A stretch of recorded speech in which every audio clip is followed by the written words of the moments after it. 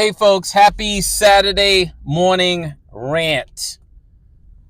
Today, well, first of all, next week is Valentine's Day, so I want to say something loving and kind. I'm joking. But by the time I'm done, I'm going to try to say something kind so that y'all could feel like I'm in the spirit of Valentine's Day, whatever the fuck that means. But today I want to talk about boards of directors, which is rarely ever a subject that's about loving and kindness and so on. So I get this question at gym trainers. I get the question all the time, like, how do I build a board? How do I find board members? Because people think like, you're building a nonprofit, and at some point when foundations keep saying you need a board, that they need to just go out and suddenly look for some magical board of directors that's going to help them build a nonprofit. That's one of the worst fucking things you could do. Why? Because, like, you're hiring your boss. Hello. Like, how often in life do you get to hire your boss? And so if I get to hire my boss, I'm going to try to hire a boss that I really appreciate, that I respect, and that I think is actually has skin in the game and is here to help me build a thing that I say I'm here to build.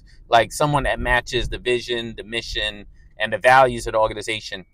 But like everybody else in life, I've made some big, huge fucking mistakes in the past. I've hired boards based on what I heard from nonprofit consultants about needing a board that is a fundraising board. And look, I'm not saying your board shouldn't fundraise. Every board should fundraise. Like, that's the responsibility of a board member. In fact, if you have board members that don't fundraise, you should just not even bother at all.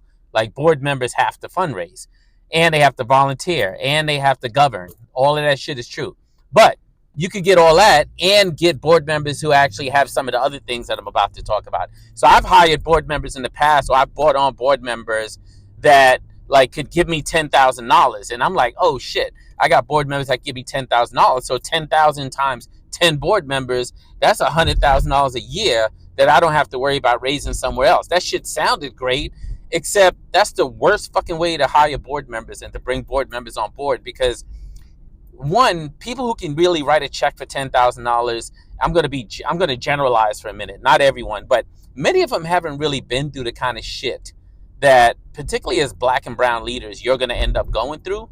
And so this part of the message is for like black and brown leaders who build nonprofits. Like, you want to hire people that's going to be around, that's going to roll with you when things get fucked up. And things are going to get fucked up. And actually, things are not going to get fucked up just about whether you do something wrong or whether something goes wrong with the nonprofit. The truth is, the more you do right, the more things are going to get fucked up for you as a black and brown leader. Like, literally, black and brown leaders are punished for success.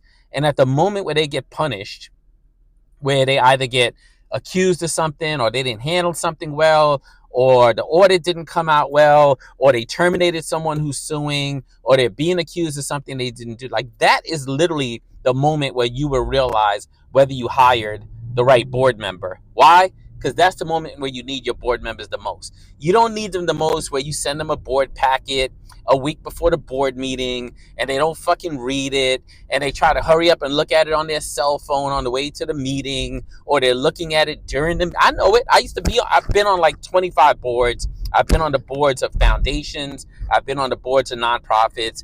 It's usually the busiest fucking people on boards. Rarely do you get a chance to actually read the board material. You come in the meeting, you fake it. You hope they're not actually asking you to vote on shit.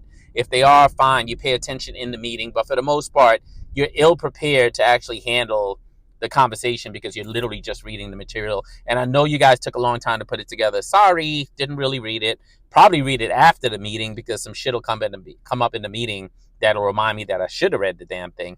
Most board members are like this. Not all. I appreciate the ones who are not like this, but I want to be honest, most people are. But that's not when you really need a board. Fuck that. Like, people voting on whether or not we should change paragraph 4, section 3, line 2 of the bylaws is not when you need board members. You need board members when the world is coming down and trying to crush you, and you need people to stand with you to be like, no, not only are we going to protect the institution, which is what people do, right? Like, that's the easy part. Like, what are we going to do to protect the institution? Institutions are conservative and are in the business of groupthink and protecting themselves. So you don't have to worry about whether the nonprofit is going to protect itself. Why? Because you got a bunch of board members that are worried about their ass. Then you got a bunch of staff members that are worried about their compensation. Then you have executive folks that are just chomping at the fucking bit to step into your role and take your leadership position. So that all happens automatically. Like, nonprofits are going to protect themselves regardless.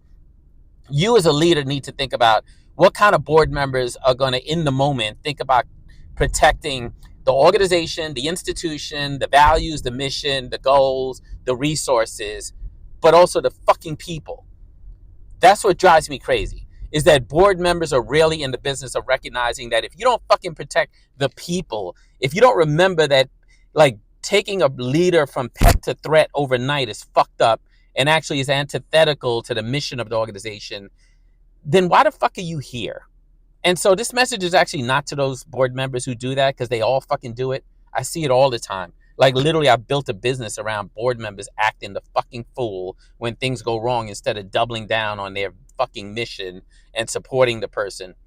Like, literally, they just throw the fucking nonprofit leader out the door. And this is not just about black and brown leaders. I also see this happening with white leaders, definitely with directly impacted leaders. We actually do it to each other. That's the fucking crazy part. But sticking with this board thing for a second and speaking actually to new nonprofit founders and executive directors, hire a board of people who have already shown the willingness to roll with you through tough times. If they can't give $10,000 and they can only give $100, trust me, $100 from a board member that has your back and that is going to stick to their values and mission is better than 10 board members giving $10,000 that will fucking screw you over at the drop of a hat the moment things don't go well. Take it from someone who's fucking been there. Fuck those kinds of board members. Fuck those kinds of board members. Like, they're literally buying board membership for their donation anyway. They want to check a box. They want to run around and tell their progressive friends that they're on a board of an organization that's doing cutting edge work, but they don't realize that cutting edge work means that you're ruffling the feathers of powerful people, and that those powerful people will find a way to come for you, and that they're supposed to be standing alongside you in those moments, instead of suddenly realizing, oh shit, I am professionally and personally in jeopardy if I support this leader, and I'm going to marginalize this person, and we're going to find another black or brown person to step into the role, because it's so easy to switch out black and brown people and put other people in. And to be fair, there's a lot of black and brown people that are willing to step into other people's roles and just literally be the newest fucking, black person that makes it into the house. You don't need those kind of board members. They exist all over the place. Yes, they'll give $5,000 to $10,000. Some of them will give even more. I've been on lots of nonprofit boards with those people. I've actually been on staff of nonprofits that have those people. I've actually led development and nurtured those people and cultivated them and asked them for money and brought in money. They're not fucking worth it. You need people who are like the salt of the fucking earth that'll roll with you when times get hard. So yeah, next time you ask me, how do I build a board? Don't even fucking hire me to help you with that. Just listen to this fucking rant and you'll realize that you should just actually bring on board the people who have already shown a willingness to support you, not just in good times, but also in tough times. So, having said that, I guess I would so I said I was going to say some Valentine's Day shit. I don't know. I guess it's kind of love, to tell you the truth. I just gave you a fucking free game anyway. Charge people a lot of money for that kind of free game. So that's my Valentine's Day gift to y'all. In the meantime, don't let anybody steal your motherfucking rainbow. Take care of yourself. Take care of each other. None of us are getting out of here alive anyway. Don't be hard on yourself, because also none of us are in jeopardy of mastering shit. Everybody's faking it, right? So be fair to yourself. And tune in for Saturday morning rants next week Saturday. In the meantime, I'm going to Seattle for the week. I'm going to be in Seattle for Valentine's Day. How cool is that? I'm going to be working, but if y'all know me, I love work. So that's exactly where I should be spending Valentine's Day. In the meantime, peace. Take care of yourselves.